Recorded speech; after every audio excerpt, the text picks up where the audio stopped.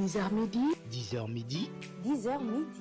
10h midi, 10h midi, 10h midi. C'est votre matinale éducative. Il est 10h, mesdames et messieurs, bonjour et bienvenue sur notre émission matinale, le 10h midi, l'émission qui est là pour rehausser votre dose de culture générale en ce début de matinée. La découverte des rubriques et des invités, c'est tout de suite. 10h midi, 10h midi, 10h midi. 10h midi, 10h midi, 10h midi. C'est votre matinale éducative.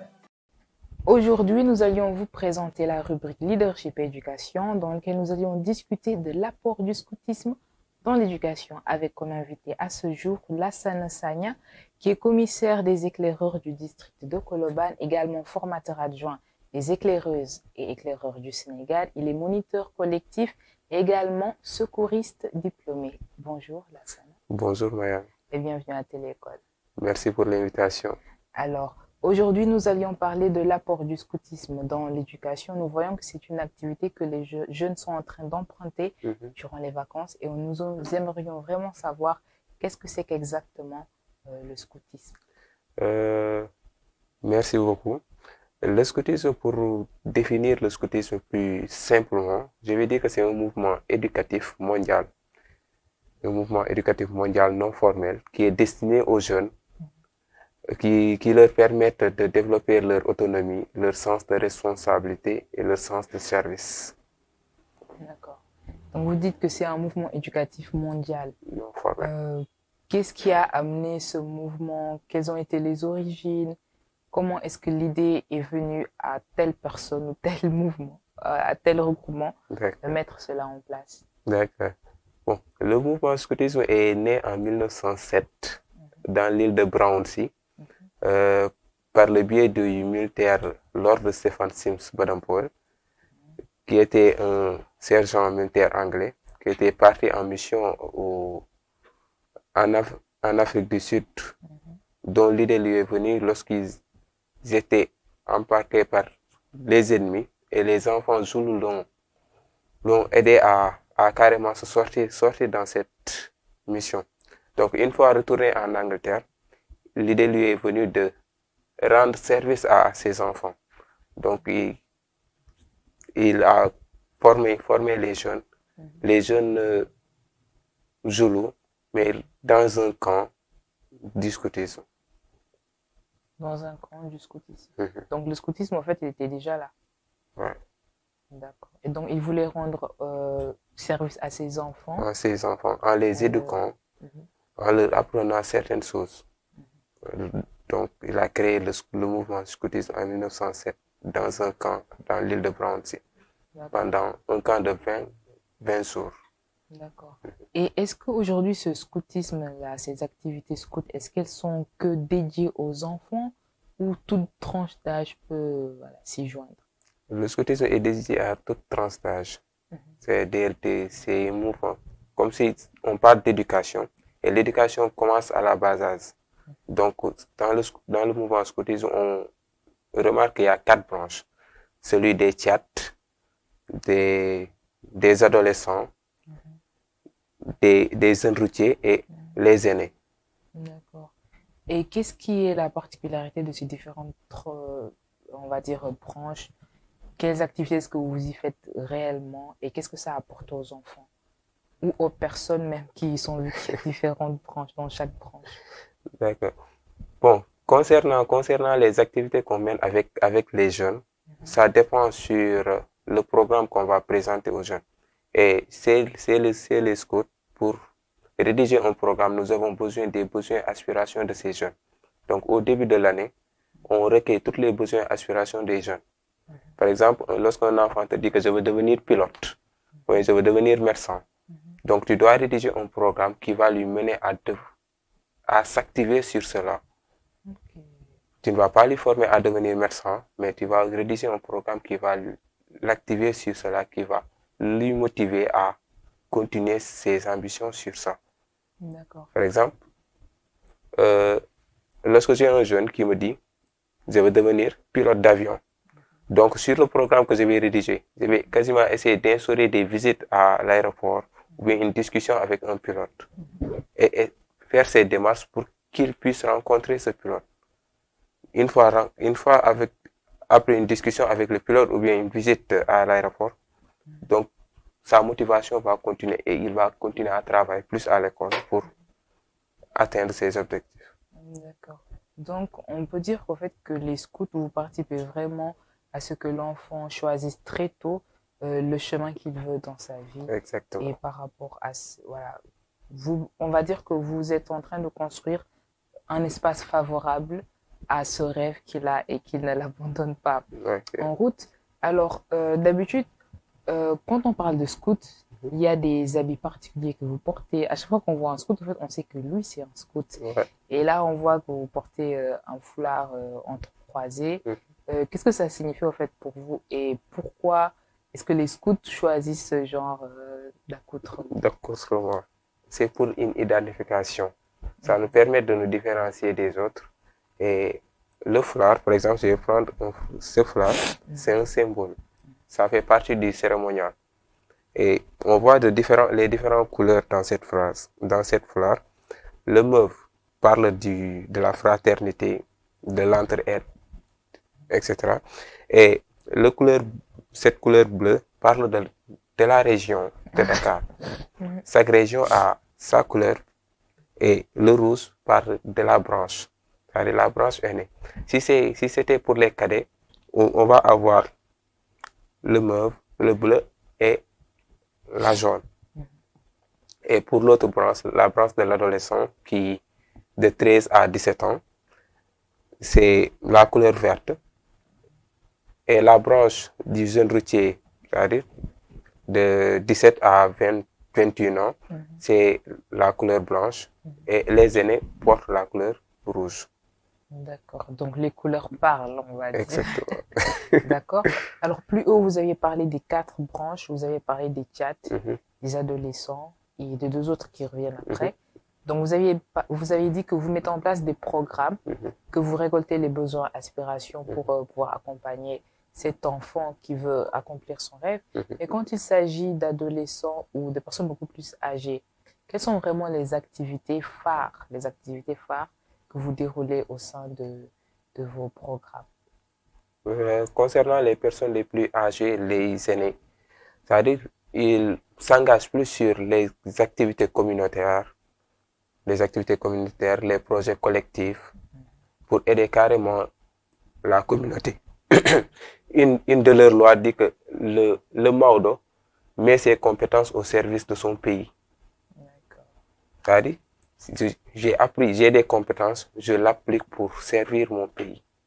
Donc les aînés, le programme se fixe dans cet état. Donc, à part de créer un espace favorable à l'enfant, vous essayez aussi de dire aux gens, de leur faire comprendre qu'il faut tenir à sa patrie et qu'il faut donner, même si on n'a rien en retour, il faut servir. D'accord. Et aussi, concernant le rôle des chefs scouts, déjà, comment est-ce qu'ils sont formés, s'il y a une recrue, comment ils sont recrutés, et est-ce qu'il y a une hiérarchie des différents scouts? Exactement. Il n'y a pas de recrue de chef scout. Le chef, c'est celui qui est formé et il devient formateur. Par exemple, je peux dire, lorsque j'ai passé par toutes les branches, du chat jusqu'à l'aîné, je suis des formations. On fait passer par des formations pour devenir formateur. Une fois que j'ai fait mes tâches, on me charge à devenir formateur. Et lorsque je suis formateur, j'apprends en même temps. Raison pourquoi on dit que le scoutisme utilise plus l'éducation par l'action, l'apprentissage par l'action.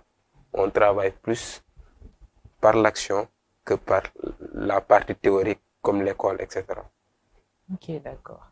Et aujourd'hui, l'apport que à les activités de scout dans l'éducation, est-ce que par exemple vous conseillerez aux écoles par exemple d'intégrer vos petites activités, vos ateliers au sein du système scolaire?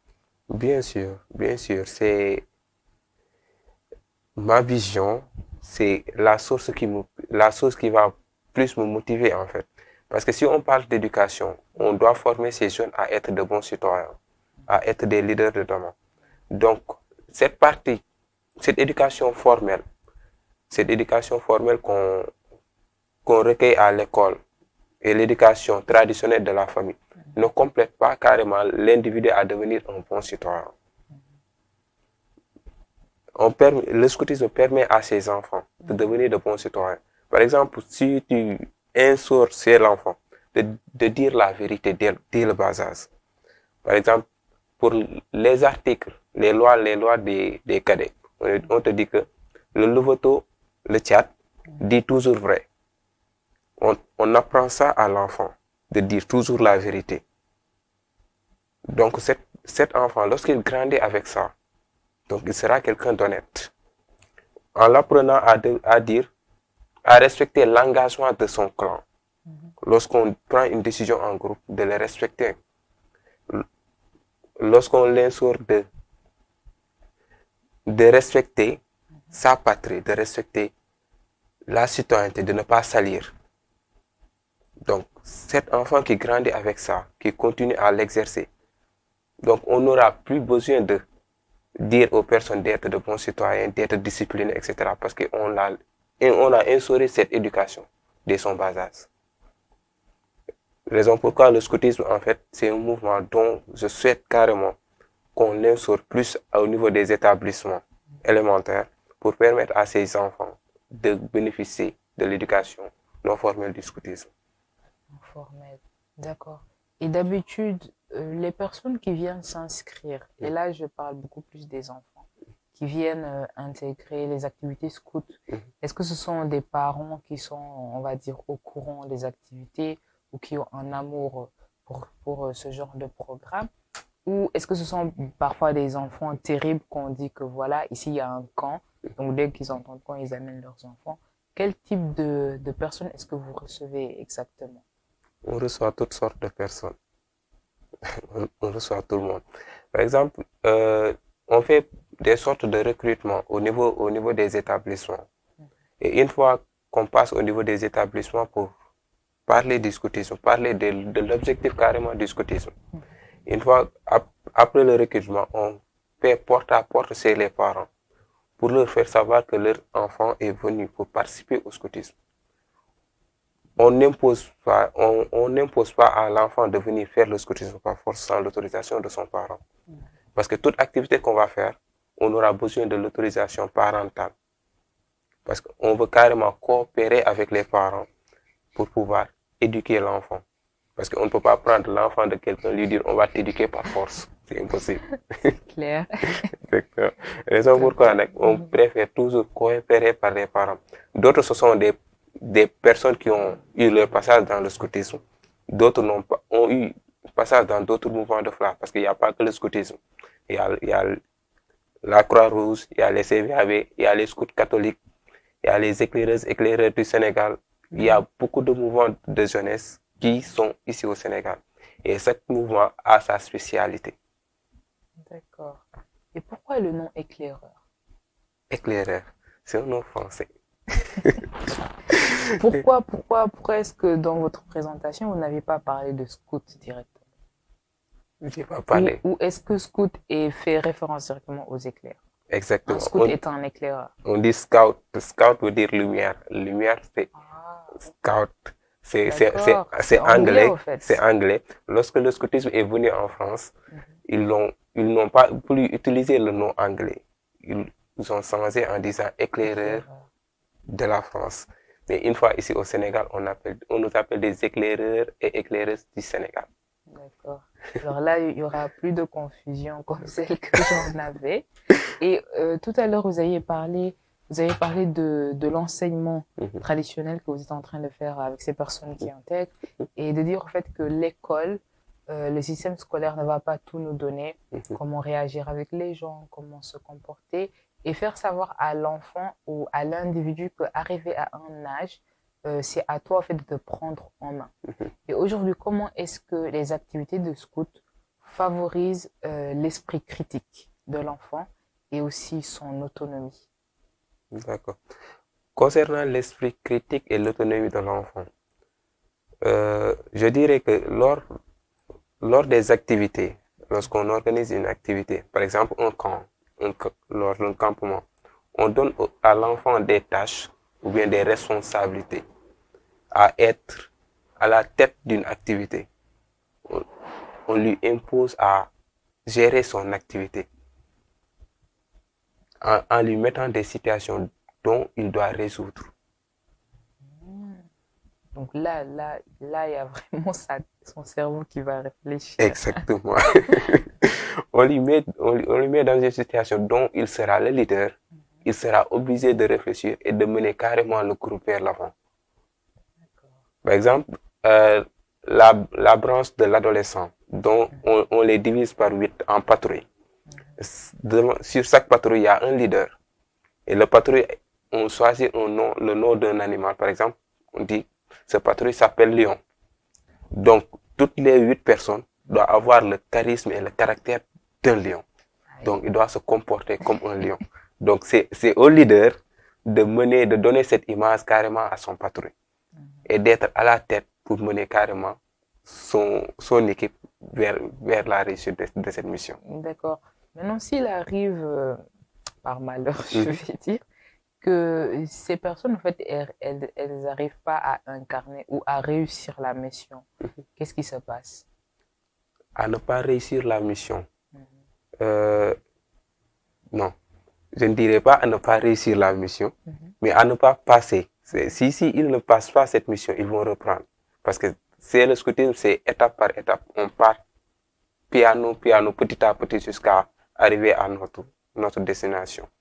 Par exemple, il y a des enfants dont leur formation ou bien leur compréhension des choses est un peu lente. Donc, on est obligé d'être patient et d'utiliser d'autres moyens ou bien d'autres voies pour leur éduquer d'une manière plus simple. D'accord. Donc là, vous alliez un tout petit peu spécifier. D'accord. Très bien. Et concernant les compétences, là, on voit beaucoup plus des compétences, on va dire, débrouillardes. Mais est-ce qu'il y a au sein des programmes des ateliers, au fait, qui vont vraiment permettre à vous insérer dans le milieu professionnel? Bien sûr. Comme quel genre d'atelier? Par exemple, étant scout, on te forme à devenir secouriste. Ah, tout est inclus à l'intérieur. Tout est inclus à l'intérieur. On te forme à devenir secouriste. Tu es formé à devenir secouriste. Étant secouriste, le secourisme, c'est un diplôme d'État. Donc, tu peux quasiment travailler au sein d'un poste de santé ou bien d'un hôpital. Le scoutisme, à part le secourisme, il te forme à devenir un leader, à pouvoir travailler en équipe, travailler en groupe, ce qui pose beaucoup de soucis dans certaines entreprises. Le travail en équipe, la solidarité, l'entraide. Et cette fraternité que le scoutisme te forme te permet de s'adapter à tout milieu où tu veux. Normalement, quand l'éducation est là, voilà, un tempérament, on va dire, posé, je pense que voilà, la personne pourra normalement s'insérer là où elle veut. Exactement. Maintenant, vous, en tant que formateur à présent, depuis que vous êtes à l'intérieur, est-ce qu'il y a des personnes, des enfants qui vous ont marqué par rapport à leur évolution ou vous, depuis que vous le pratiquez, est-ce qu'il y a eu un événement marquant que vous vouliez partager et qui va dans le sens de la vie ou de l'éducation? Ouais, il y a quasiment des enfants qui nous ont marqués lors de leur passage. Au début, par exemple, tu reçois un enfant dont tes parents te disent que celui-là, il est timide, il ne parle pas, il a un souci de parler en public, ou bien de lever même sa tête pour te regarder. C'est ces personnes trop timides, trop ancrées à la maison qui ne sortent pas. Et une fois, lors d'un camp, nous avons reçu une jeune dame, c'était son premier camp.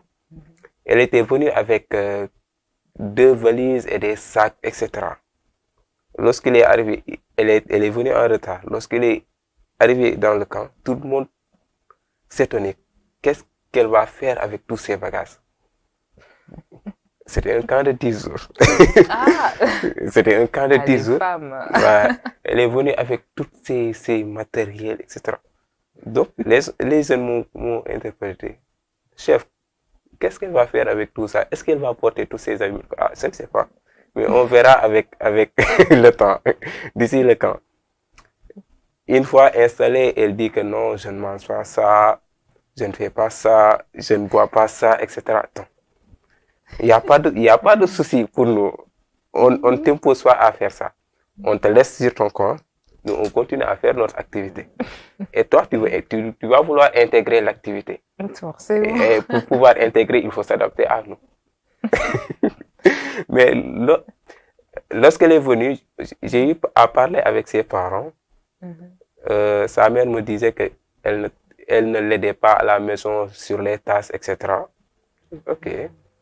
Sa deuxième jour, je l'ai mis à la cuisine. Aujourd'hui, c'est à vous de cuisiner. Il m'a dit, non, je ne travaille pas. Mais ici, il n'y a pas jeune. Ici, on travaille en équipe. Donc, comme c'est en équipe, il n'y a pas de je ne peux pas ou bien je ne vais pas faire. Elle est partie en cuisine. Elle a cuisiné avec l'autre équipe. J'ai pris des images, je les ai envoyées à sa mère. Elle m'a dit, comment tu as fait pour qu'elle entre en cuisine? Ah, c'est un travail d'équipe. Mais là, après le camp, sa mère m'a appelé pour me dire, pour me remercier en me disant non. Maintenant, elle travaille bien à la maison. Elle met même les week-ends, elle me dit de la laisser cuisiner. Donc, la mission a été réussie. Tout à fait. Donc, on peut se dire que parfois, l'espace qui est à la maison ne peut pas vraiment tout combler. Exactement. Et c'est ce qu'on a vu là-bas. Donc... Et je pense que pour la nourriture, si tu n'entres pas en cuisine, tu ne vas pas manger. Tu ne vas pas ça, manger. C'est certain. Et qu'il n'y a pas cette vie de luxe, peut-être que certains peuvent avoir à la maison. Et que voilà, il faut vivre modestement, respectueusement et surtout... Et s'adapter. Parfois, tu pars dans un campement dans la forêt. Vous campez dans une forêt dont le boutique est très loin. Par exemple, lorsqu'on part à Sifop, Mboro, le boutique se trouve à 2 km du lieu de campement. Donc, tu ne sors pas. Tu es obligé de rester dans le camp et c'est dans la forêt. Et il n'y a pas d'arbres fruitiers? Il n'y a pas d'arbres fruitiers, il n'y a rien du tout. Donc, tu manges ce qu'on cuisine, après tu pars. J'espère que ce ne sont pas que des feuilles. Non, ce ne sont pas des feuilles. Donc, qu'il y ait un ravitaillement qui est fait à l'avance. Ouais, il y a un ravitaillement qui est fait à l'avance. Déjà, bon, on t'apprend à vivre avec les moyens du bord. Par exemple, on te dit qu'aujourd'hui, on n'a que ça pour cuisiner. Donc, vous allez vous débrouiller à le faire. Ce que les scoutisme appellent le système du débrouillage. Dans lequel les plus gourmands peut-être ne mangeront pas à leur faim. Et qui fait en sorte que les personnes aussi qui n'aiment pas manger certains plats le mangeront parce que le ventre sera là à gargouiller. Du coup, je vais prendre mon exemple. Avant s'adapter. d'intégrer le scoutisme, je disais que je ne mangeais pas du yassa parce qu'il y avait trop d'oignons. Je ne mangeais pas. Mais une fois dans un camp, ils ont un camp de vendredi, samedi, dimanche. Le repas du vendredi, ils ont mis yassa. Je n'ai pas mangé parce que j'ai dit qu'il y a beaucoup d'oignons. Le samedi, ils ont encore cuisiné le yassa. Et la nuit, ils ont mis sauce, encore il y a oignon. Bon, j'ai dit, wow, c'est quoi ça? Et j'étais obligé. Ils m'interdisaient quasiment de sortir pour acheter, donc je suis obligé de manger. Ah, Mais une fois après le dimanche, ils ont encore cuisiné le yassa. J'ai mangé. J'étais le premier à m'asseoir à la poêle pour manger. Ils m'ont demandé qu'est-ce qu'il y a, tu manges du yassa. J'ai dit oui, maintenant je mange du yassa. Il y a pas, je ne peux, mais je vais faire. L'essentiel, c'est que je remplisse mon ventre. L'essentiel, c'est plus important. Et par la suite, vous aviez aimé le Et yassa. maintenant, je mange très bien. Et même, j'arrive à le cuisiner. Donc, c'est quelque chose de bon. Ah, machallah. Alors, les parents dont les enfants ne mangent pas, soit du tchéboudienne, soit du soupoucagne, soit, voilà, beaucoup de choses, ils ont qu'à aller dans les camps de scoutisme. Exactement. Alors, aujourd'hui, quels sont les défis que les scouts euh, rencontrent le plus souvent, les difficultés, et comment est-ce que le mouvement s'adapte aux évolutions sociétales? Pour dire, concernant les défis que les scouts quasiment rencontrent, je dirais une incompréhension quasiment du scoutisme. Parce que certains parents pensent que le scoutisme, c'est juste un mouvement catholique, un mouvement de l'église, etc. Et je peux dire que on a les éclaireurs du Sénégal, qui est un mouvement laïque, un mouvement laïque qui n'a pas de distinction de race, de sexe ni de religion. Et on trouve aussi des scouts et guides catholiques au sein des églises, mais aussi il y a les scouts et guides musulmans qui sont ici aussi au Sénégal. Donc, c'est quasiment une incompréhension parce que d'habitude, les parents voient plus les scouts au sein des églises, mais c'est pas tout le monde qui entre dans l'église. Chez les éclaireurs, on n'a pas de distinction de race et de sexe, donc il n'y a pas de souci à que l'enfant pratique le scoutisme. Mais les parents pensent plus que si mon enfant devient scout, il va entrer à l'église, il sera catholique, il ne va plus prier. Et pour dire, même au sein de notre camp, par exemple, pour dire le salut comme ça, on a le devoir envers Dieu, le devoir envers soi et le devoir envers l'autrui. Donc, si on instaure ces trois choses sur l'enfant, à l'heure de la prière, on demande à l'enfant d'aller prier parce que c'est son devoir. Avant de réclamer tes droits, il faut faire tes devoirs. Donc, on demande à l'enfant de faire ses devoirs. Son devoir envers le Seigneur, c'est la prière. Le devoir envers l'autrui, c'est la solidarité, l'entraide, etc. Et le devoir envers soi, c'est d'être autonome et discipliné. Et celui-là, la pousse, et il est posé sur l'autre, et le plus fort protège le plus faible. Ce qui veut dire que les aînés protègent toujours les cadets. D'accord. En tout cas, il y a les signes. Ah voilà, on voit même le logo sur Exactement. le t-shirt et de dire voilà que c'est pas vraiment un mouvement catholique comme beaucoup de gens le pensent ici au Sénégal. C'est juste un mouvement qui est là, comme vous l'aviez dit, la définition du début, un mouvement éducatif mondial et autres. Et maintenant, au Sénégal, ce mouvement est-il concentré qu'à Dakar ou il y en a carrément dans toutes les régions? Le scoutisme existe dans toutes les régions du Sénégal, même au fin fond quasiment du Sénégal, il y a des scouts. Parce que récemment, on avait un camp national dont les scouts sont venus de partout. Ils étaient ici pendant une semaine, 7 jours. Donc, il n'y a pas que Dakar qui est capitale, mais les scouts existent partout. D'accord, c'est une très bonne nouvelle à savoir. Et pour vous, quelle est la vision? Comment est-ce que vous voyez l'avenir du scoutisme dans 5 à 10 ans au Sénégal?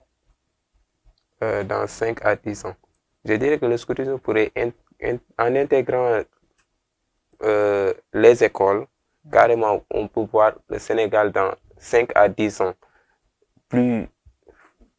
faisant partie des pays les plus disciplinés, les pays les plus propres et les pays dont sa jeunesse est plus consciente. Parce que si le scout t'éduque à être conscient des problèmes et les enjeux de ton pays et te motive à s'engager, à participer à sa résolution. Donc, je ne vois pas pourquoi ne pas intégrer le scoutisme au sein des établissements pour quasiment former les jeunes parce que l'avenir de demain appartient à la jeunesse. Une jeunesse réveillée, consciente, voilà, surtout. Et aujourd'hui, avec le scoutisme, avec son apport avec l'éducation, aujourd'hui, on voit avec le chômage qui est en train d'augmenter au Sénégal, que pas mal de jeunes sont en train de prendre la mer, veulent atteindre, comme on dit, l'Eldorado, l'Occident ou les États-Unis. Ce comportement qu'ils sont en train d'arborer, est-ce qu'une personne, par exemple, qui est passée par les scouts est-ce que ce genre de personne pensera une fois dans sa vie à sortir du pays ou fera-t-elle comme elle est avec les activités dans la cuisine en se contentant de ce que l'on a et de faire avec ce que l'on a? Non, je ne pense pas. Quelqu'un qui a passé par le scoutisme n'aura pas cette idéologie parce qu'il a été bien formé à s'adapter et à être patient. Donc, si tu es patient et à dire que tôt ou tard ça va changer, c'est juste il faut que je me donne plus d'efforts et changer certaines choses. C'est uniquement cela. Mais étant jeune, en disant que coûte que coûte, je dois m'améliorer, coûte que coûte, je dois devenir riche, il faut que je déménage pour partir vers l'Occident pour me développer. C'est tellement bien, c'est tellement bien. Mais sortir de ces soins et rejoindre l'Occident, c'est pas chez toi.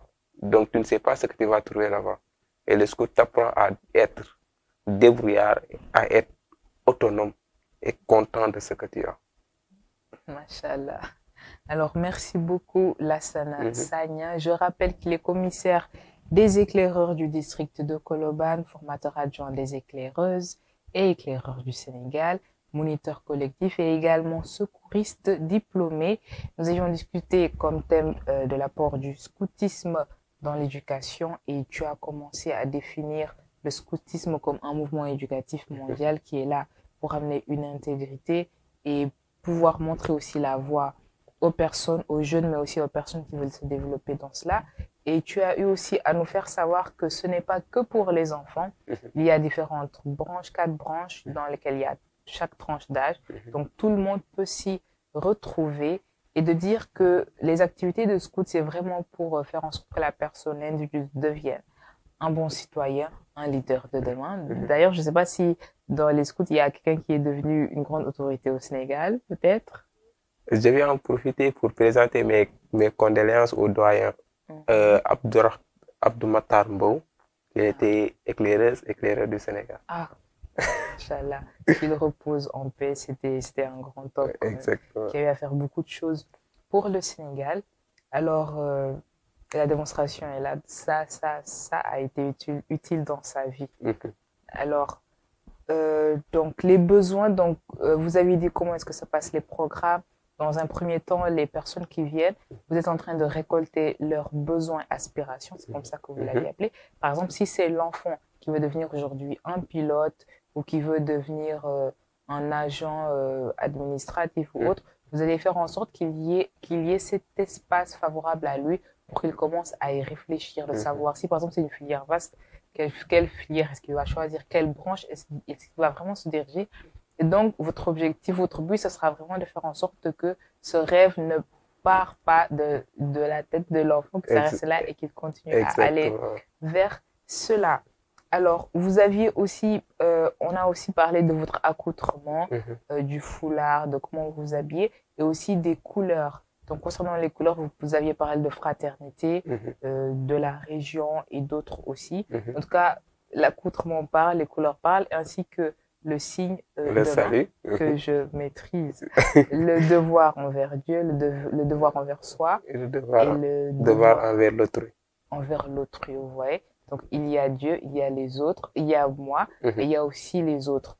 Donc, pour dire tout simplement que c'est quelque chose de très complet pour ceux qui veulent, comment dire, bien apprendre les choses de la vie.